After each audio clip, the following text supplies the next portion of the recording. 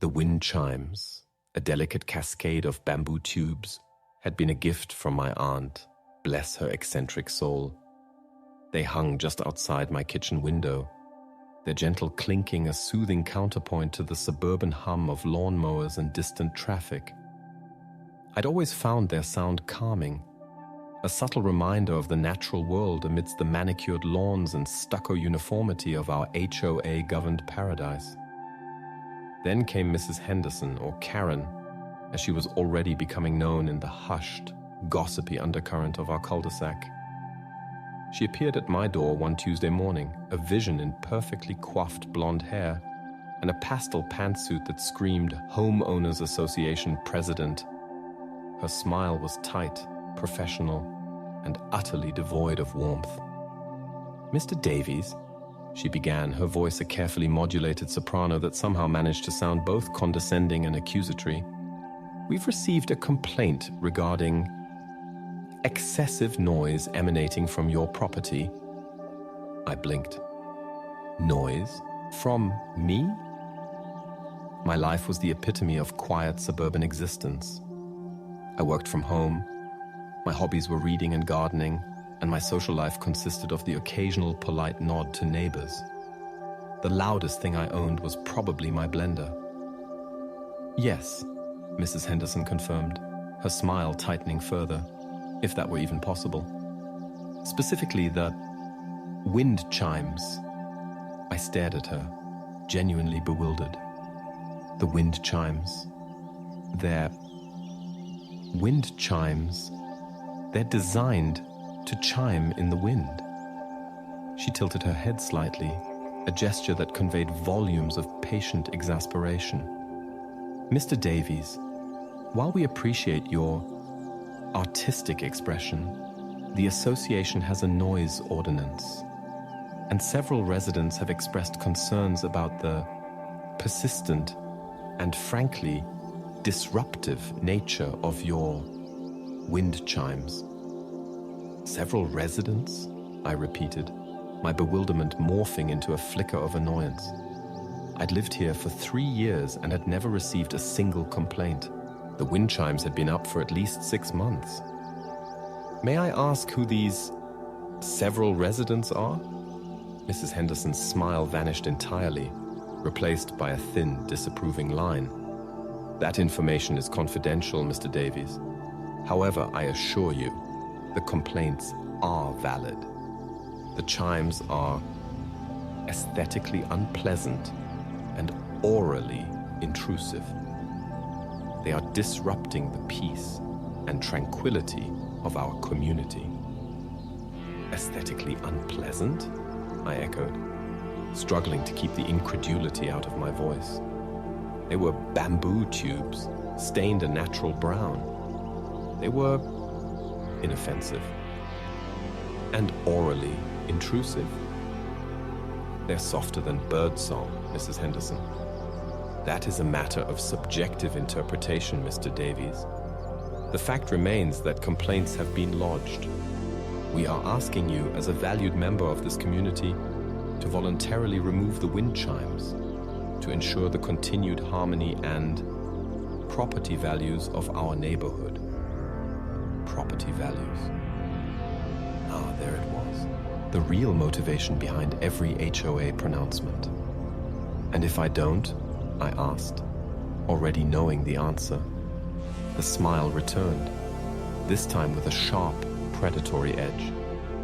"Then the association will be forced to take further action, Mr. Davies, which may include fines, legal action, and ultimately, the forced removal of the offending chimes." She paused, letting the threat hang in the air. "We trust that won't be necessary. We're sure you'll see reason." With a final, chillingly polite nod, she turned and marched back to her immaculately polished SUV, leaving me standing on my porch, staring at my perfectly innocuous wind chimes, a slow burn of indignation rising within me. This was ridiculous, absurd. My wind chimes were the least offensive thing in this entire sterile, cookie-cutter neighborhood. And several residents? I'd bet my entire savings it was just Mrs. Henderson herself, possibly aided and abetted by her equally Stepford-esque posse of HOA enforcers, harmony, and property values. Right. What about peace of mind? What about the right to hang a few harmless bamboo tubes in your own backyard without being subjected to the petty tyranny of the HOA Karen? As I watched her drive away, a seed of rebellion, small but potent, began to sprout in the fertile ground of my annoyance. Wind chimes, she complained. Fine. Wind chimes she would get. And something else entirely. Something louder. Something more disruptive. Something that would truly test the limits of her precious harmony. The thought, initially just a flicker of defiance, began to solidify into a plan. A plan that involved a trip to the local percussion store, a healthy dose of spite, and a very, very large gong. The percussion store, tucked away in a slightly run-down strip mall, was a sensory overload. Cymbals shimmered from the walls, drums throbbed with silent potential, and the air hummed with the ghosts of 1,000 rhythms. The owner, a man with a wild mane of gray hair and eyes that twinkled with musical mischief, greeted me with a knowing smile. Looking for something percussive? He asked, his voice a low rumble. I explained my situation, the escalating wind chime saga, the HOA Karen, the need for amplification. He listened, nodding slowly, a grin spreading across his face as I described Mrs. Henderson's complaints and my burgeoning plan. Ah, the classic neighborly dispute, he chuckled. Noise wars, they call them. Usually ends with leaf blowers and passive-aggressive lawn mowing. Wind chimes and a gong, though. That's a new level of escalation. I like your style. He led me through aisles of gleaming instruments, past marimbas and xylophones, congas and bongos, until we reached a section dominated by large, imposing metal discs. Gongs. They hung from stands, their surfaces burnished to a deep, resonant sheen, each one radiating an aura of latent power. Now, we've got your orchestral gongs, your nipple gongs, your wind gongs, he began, launching into a detailed explanation of the different types, their tonal qualities, their cultural significance. I just pointed to the largest one in the room. It was enormous, a bronze behemoth that dwarfed everything around it. That one, I said, my voice suddenly hoarse. I want that one.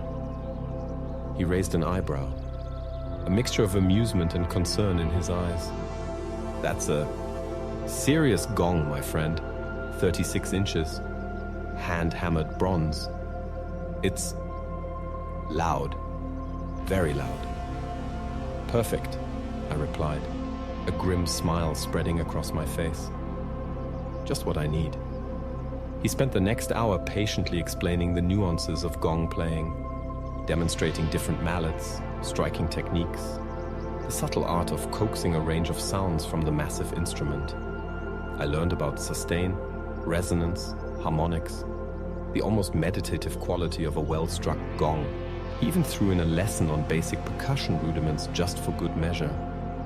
By the time I left the store, the back of my car loaded with the gargantuan gong, a sturdy stand and an assortment of mallets, I felt a strange mix of excitement and trepidation.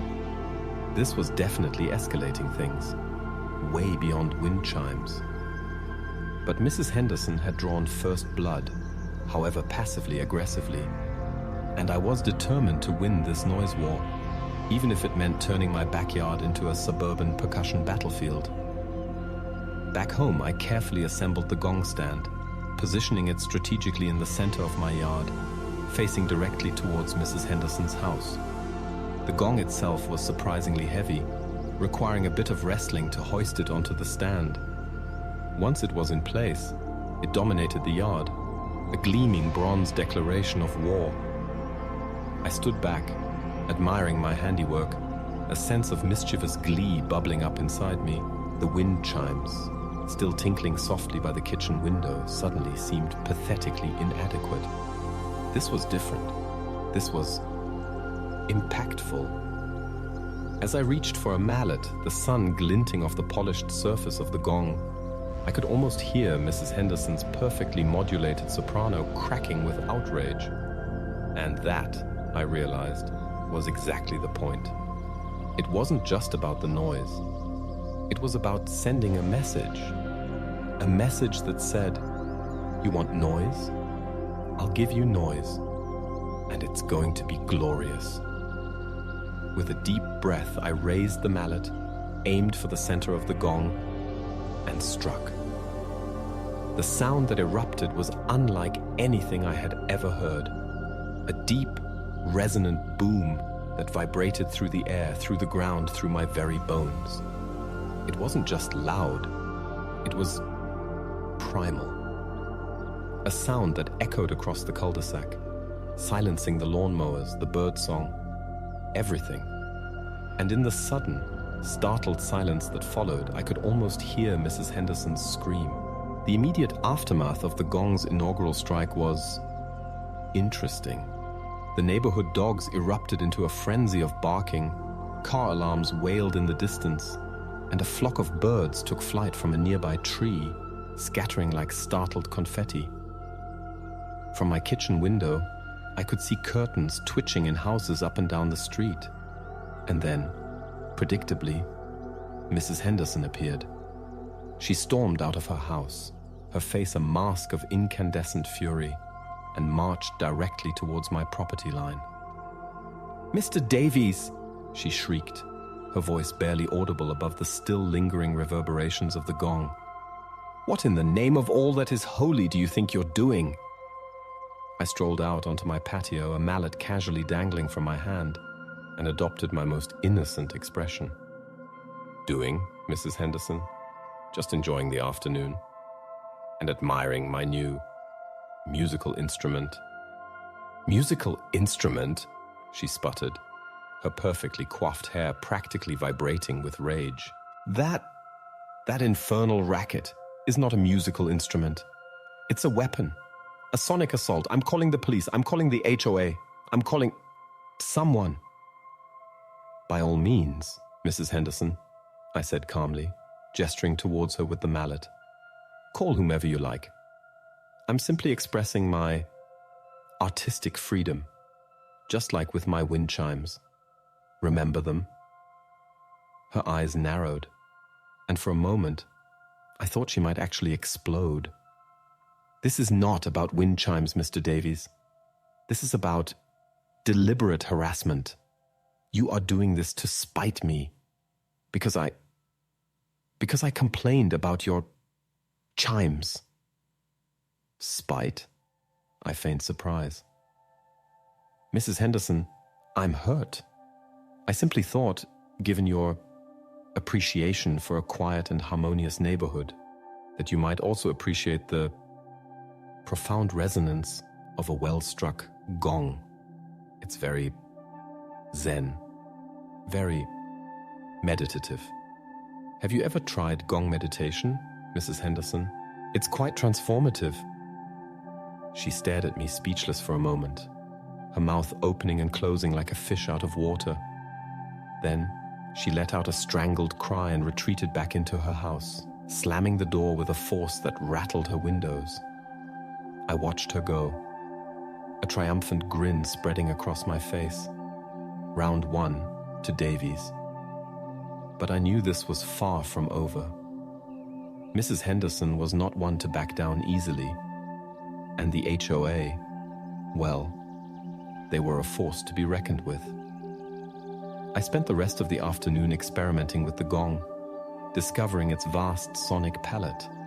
Soft, shimmering whispers, deep, booming roars, resonant overtones that seemed to hang in the air forever. It was mesmerizing, almost addictive, and yes, undeniably loud. Periodically, I would venture out onto the patio and deliver a carefully timed gong strike, just to remind Mrs. Henderson and the rest of the neighborhood that I was still there, still armed, and still perfectly willing to escalate this noise war to Wagnerian levels. The phone started ringing that evening.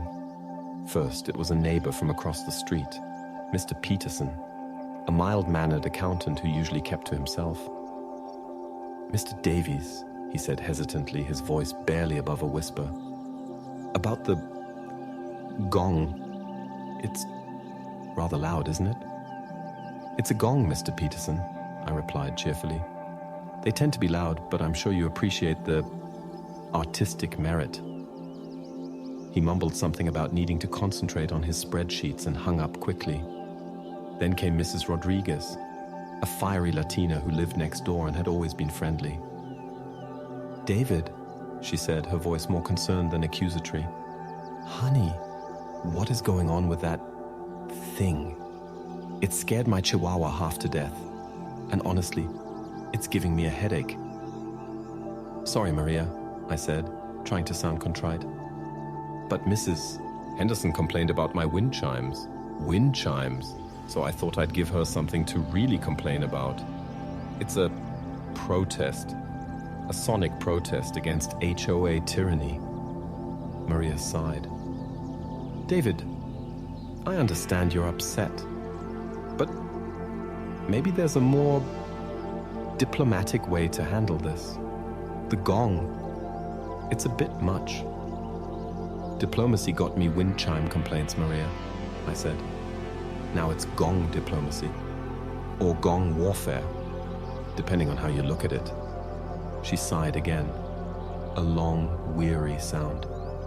"Just try to keep it down after 10, okay? Some of us have to work in the morning." "No promises, Maria," I said, but I knew I would probably respect her request. I wasn't a monster, just a gong-wielding suburban rebel. The final call of the evening was from a number I didn't recognize. I answered it cautiously.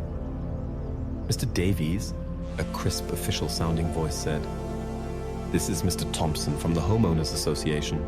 We've received several complaints regarding excessive noise emanating from your property. Specifically, a gong." Here we go, I thought. The official escalation. "Yes, Mr. Thompson," I said, my voice deliberately polite. "I do have a gong. It's a rather magnificent instrument, actually."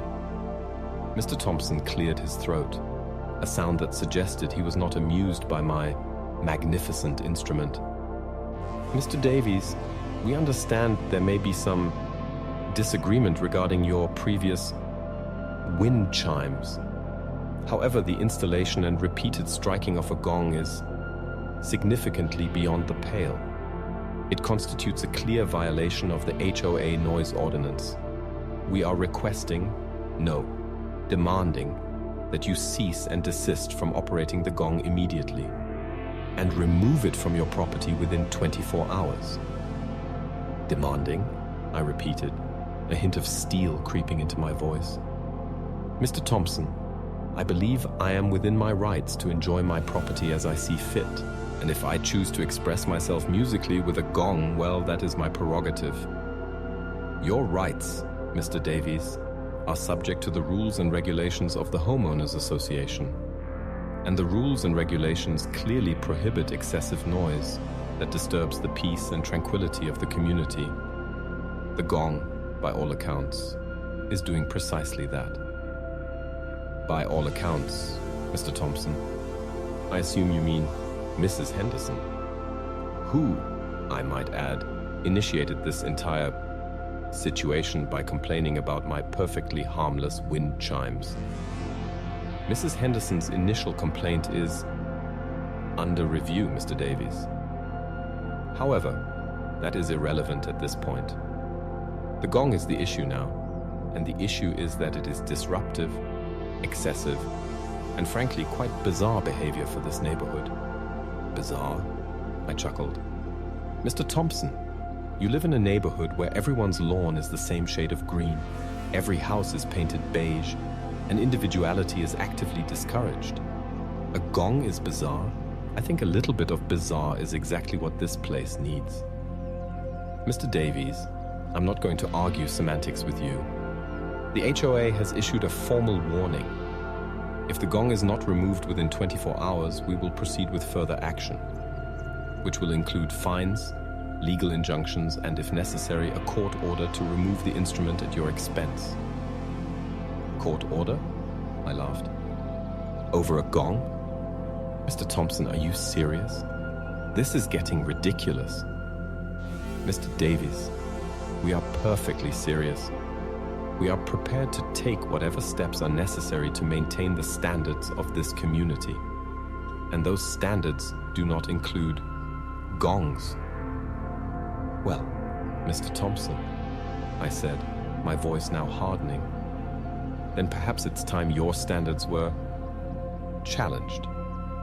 Consider this my formal notification. The gong stays, and it will continue to be operated as frequently and as loudly as I deem necessary. There was a stunned silence on the other end of the line. Then Mr. Thompson sighed, a sound of weary resignation. Very well, Mr. Davies. You've made your position clear. We will proceed accordingly. Consider yourself officially notified. He hung up, leaving me staring at the phone, a strange mix of defiance and apprehension churning in my stomach. I had just declared war on the HOA over a gong. This was insane, but also exhilarating. I went out to the patio, the evening air cool against my skin, and looked at the gong gleaming in the twilight. It was more than just a musical instrument now. It was a symbol of rebellion, of defiance, of standing up to petty tyranny. And yes, maybe a little bit of childish spite. But sometimes, a little bit of childish spite was exactly what you needed to shake things up. I picked up a mallet, took a deep breath, and struck the gong again. The deep, resonant boom echoed across the cul-de-sac, a defiant roar in the face of beige conformity. And this time, I didn't just strike it once. I struck it again, and again, and again. A rhythmic pulse of bronze rebellion, echoing into the night. Let them bring on their fines, their legal injunctions, their court orders. I was ready. The gong was ready. And the neighborhood, whether they liked it or not, was about to experience a whole new level of harmony or disharmony, depending on your perspective. And Mrs. Henderson's perspective, I was quite certain, was about to become very, very disharmonious indeed. The next morning dawned bright and sunny, deceptively peaceful. But beneath the surface of suburban tranquility, a war was brewing. I woke up to find a bright yellow notice taped to my front door. HOA violation notice, it proclaimed in bold letters. Noise ordinance infraction. Gong operation. It detailed the alleged violations, the threats of fines, and the ultimatum to remove the gong within 24 hours. It was official. The gloves were off. I ripped the notice off the door and crumpled it into a ball, tossing it in the trash with a satisfyingly defiant thud. Then I went out to the patio, grabbed a mallet, and struck the gong. A loud, resonant wake-up call for the entire neighborhood, and especially for Mrs. Henderson. Throughout the day, I continued my sonic campaign.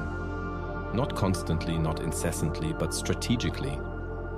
A gong strike in the morning, another mid-morning, a few more around lunchtime, and a particularly resonant series in the late afternoon just as people were getting home from work.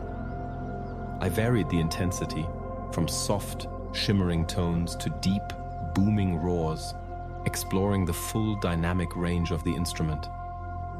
It was almost performance art. Sonic guerrilla warfare in suburbia.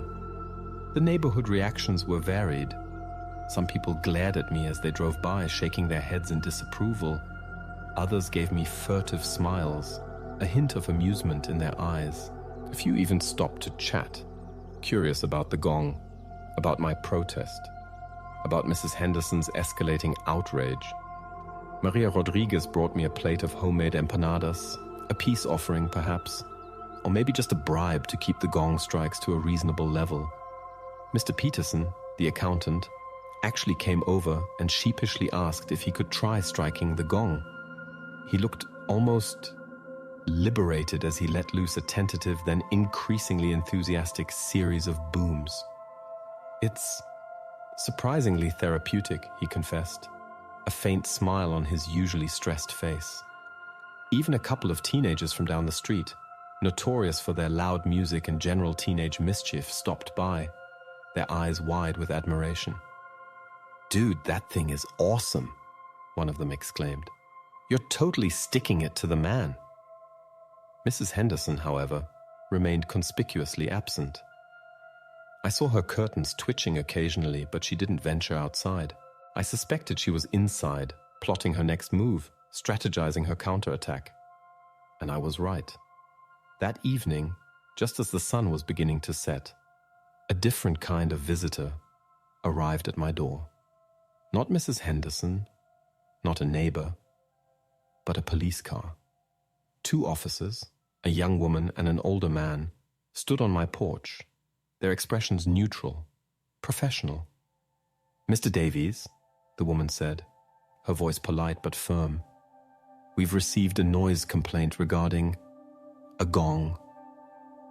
"Yes, officers," I said, stepping aside to let them see the gleaming bronze disc dominating my backyard. "That would be my gong. Magnificent, isn't it?"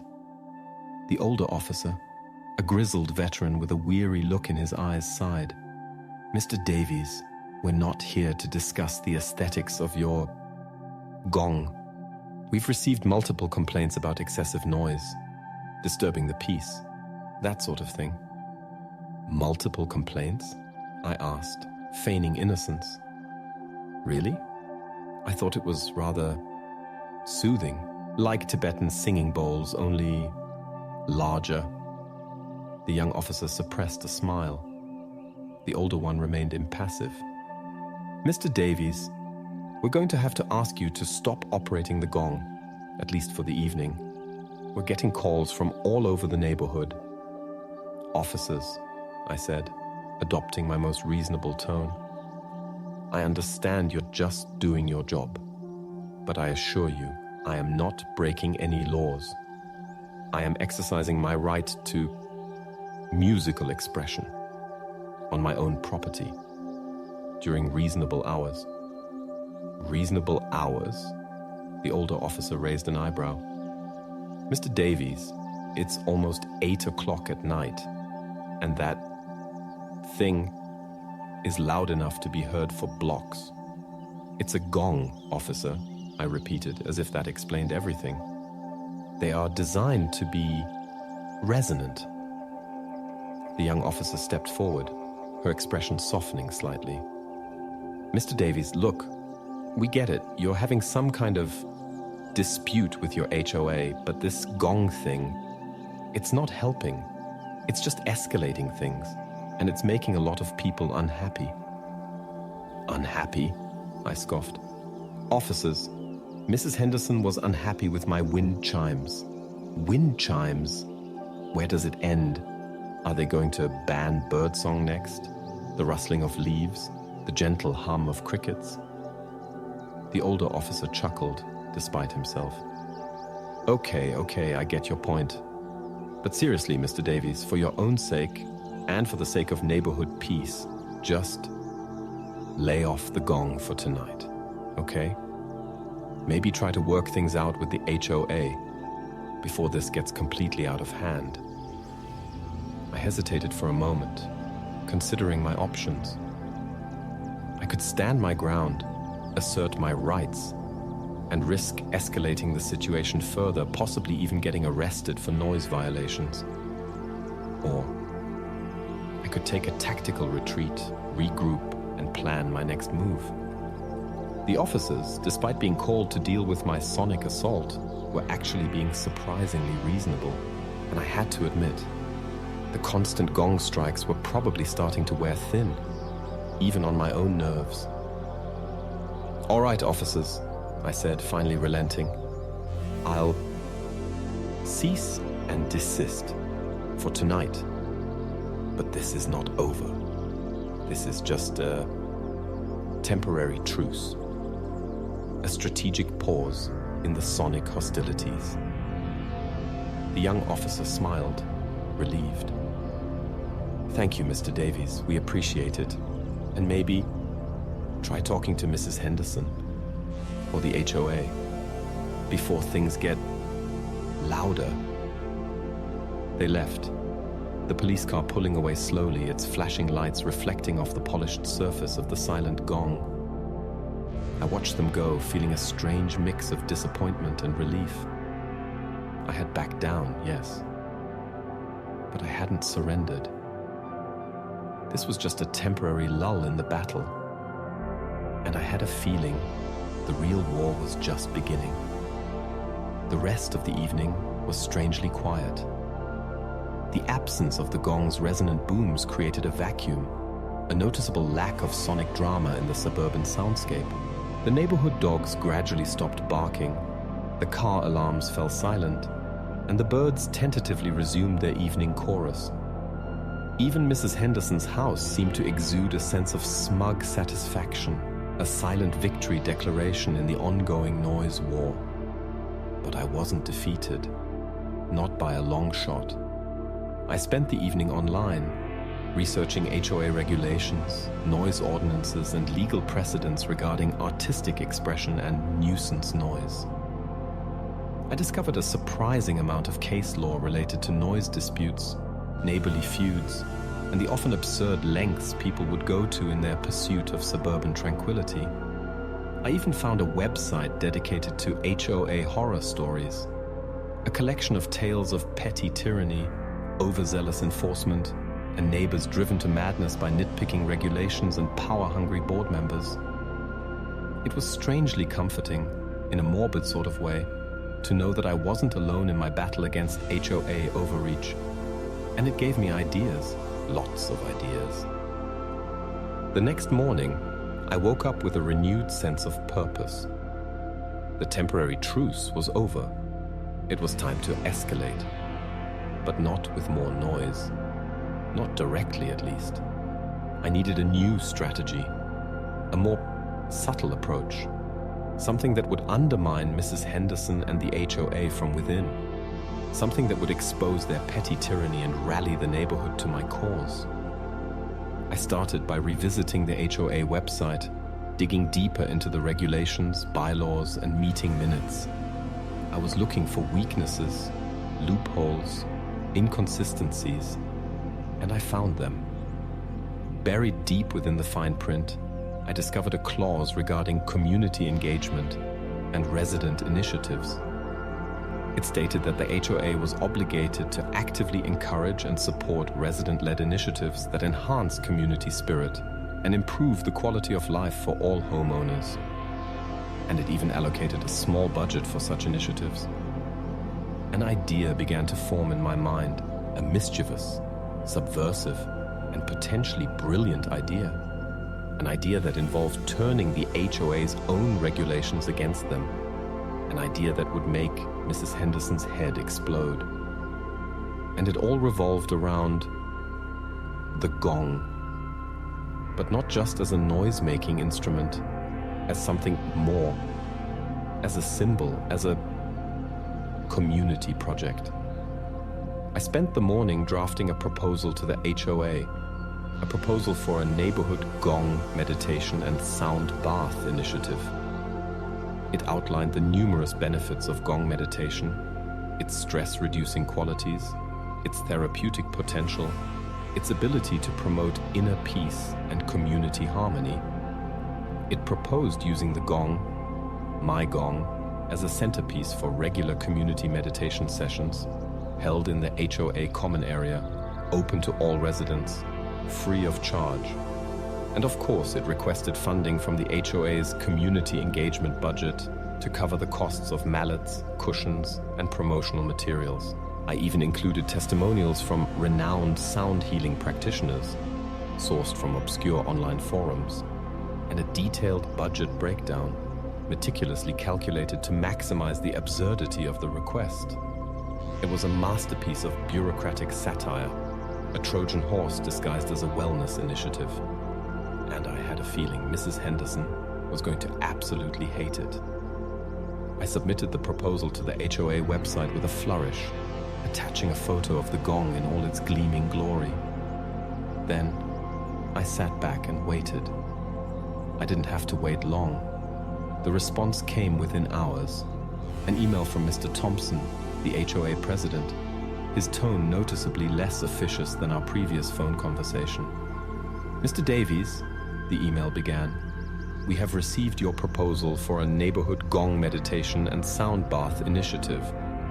The board is reviewing it." Reviewing it, I chuckled to myself.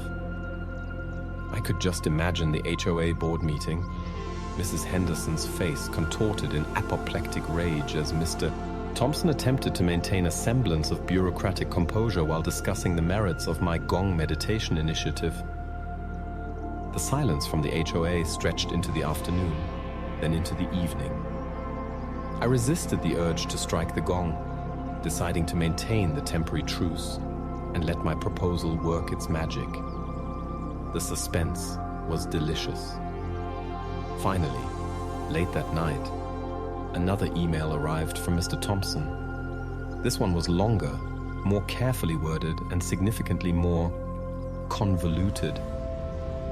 "Mr. Davies," it began, "regarding your proposal for a neighborhood gong meditation and sound bath initiative, the board has conducted a thorough review and considered its merits."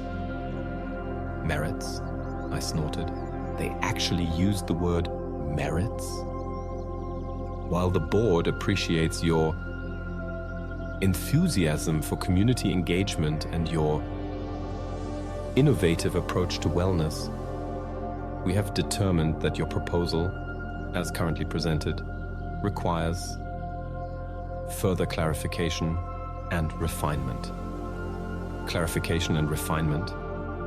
This was classic bureaucratic doublespeak. It meant we hate it, but we can't outright reject it without looking like complete hypocrites. The email went on to list a series of concerns and questions regarding my proposal. Concerns about noise levels, potential disruption to neighborhood tranquility, liability issues, and the appropriateness of a gong as a community wellness tool in a residential setting. Questions about the qualifications of the proposed gong meditation facilitator, i.e. me, the scientific evidence supporting the benefits of gong meditation, and the potential for the initiative to be perceived as divisive or controversial within the community. Divisive or controversial. That was rich. Mrs. Henderson complaining about wind chimes and then me installing a gong. That was divisive and controversial. Offering free gong meditation to the entire neighborhood.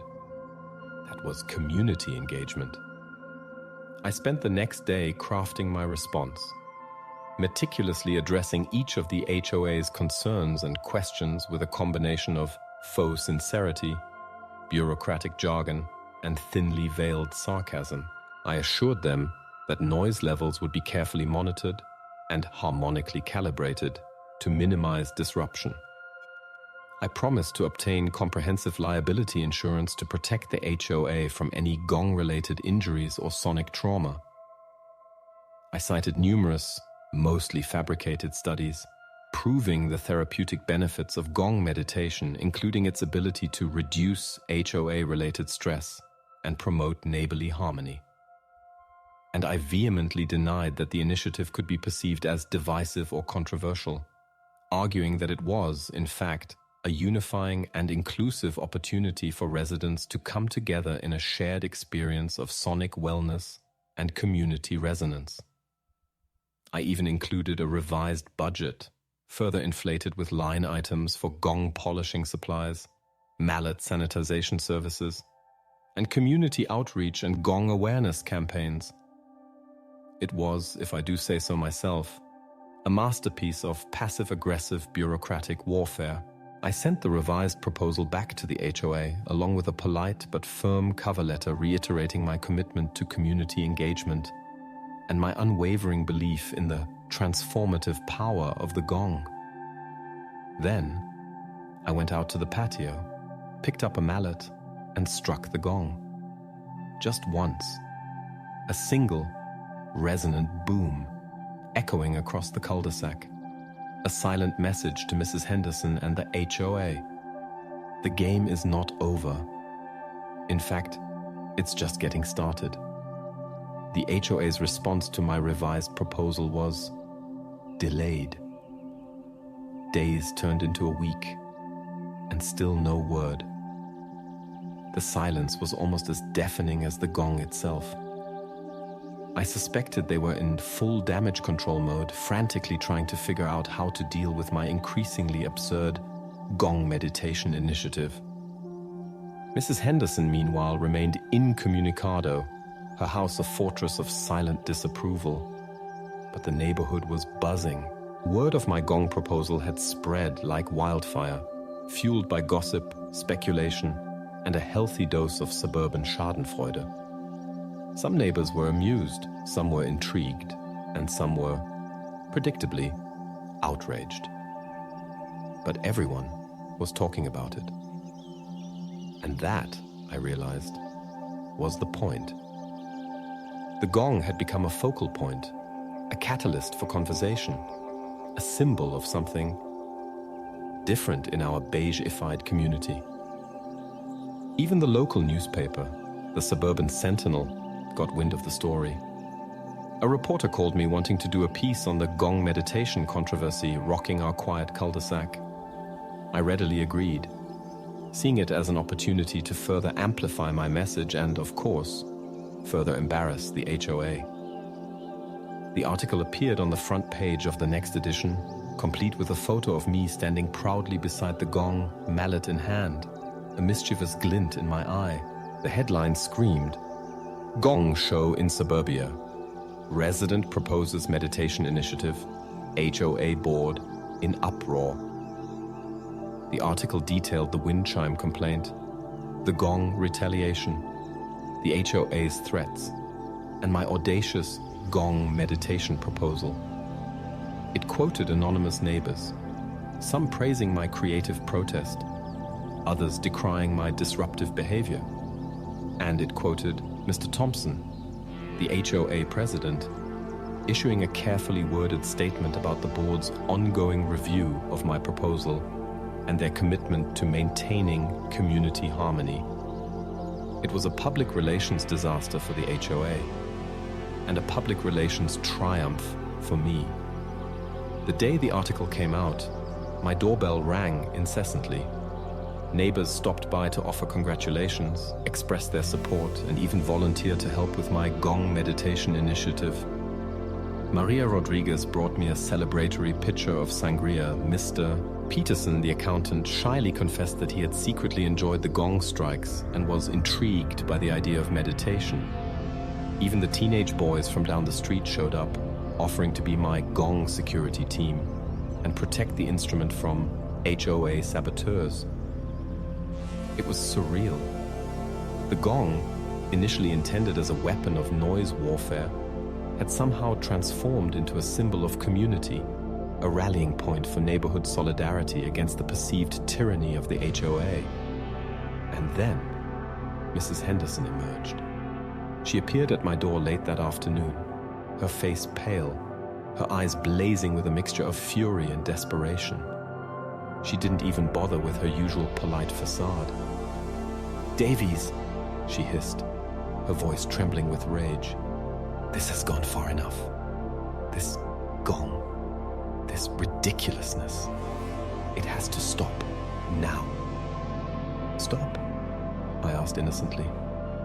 "Mrs. Henderson, I'm just trying to bring peace and harmony to our community with gong meditation, as per my HOA-approved proposal." "HOA approved?" she shrieked. The HOA has not approved anything. They are paralyzed by your audacity. Audacity? I repeated, my eyebrows raised in mock surprise. Mrs. Henderson, I'm simply exercising my right to community engagement, just like the HOA bylaws encourage. Remember? Her face contorted, and for a moment, I thought she might actually faint. Then she took a deep breath, visibly struggling to regain control. Davies, she said, her voice suddenly low and menacing. This is no longer about wind chimes or gongs.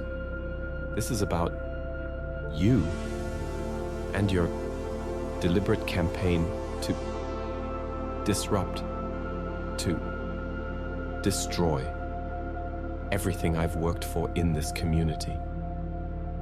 Destroy? I chuckled. Mrs. Henderson, I'm just trying to enhance property values with gong meditation. Think of the curb appeal. Tranquil neighborhood with weekly gong meditation sessions. It'll be on all the real estate brochures. Her eyes narrowed, and a strange, chilling smile spread across her face. You think this is a game, Davies, she whispered. You think you can just mock me, defy me, and get away with it? You have no idea who you're dealing with. And in that moment, looking into her cold, hard eyes, I realized she was right. I had no idea who I was dealing with. And maybe, just maybe, I had underestimated Mrs. Henderson and the lengths she was willing to go to win this suburban noise war. The chilling smile on Mrs. Henderson's face lingered in my mind long after she stormed away. It wasn't just anger. It was something colder, something more calculated.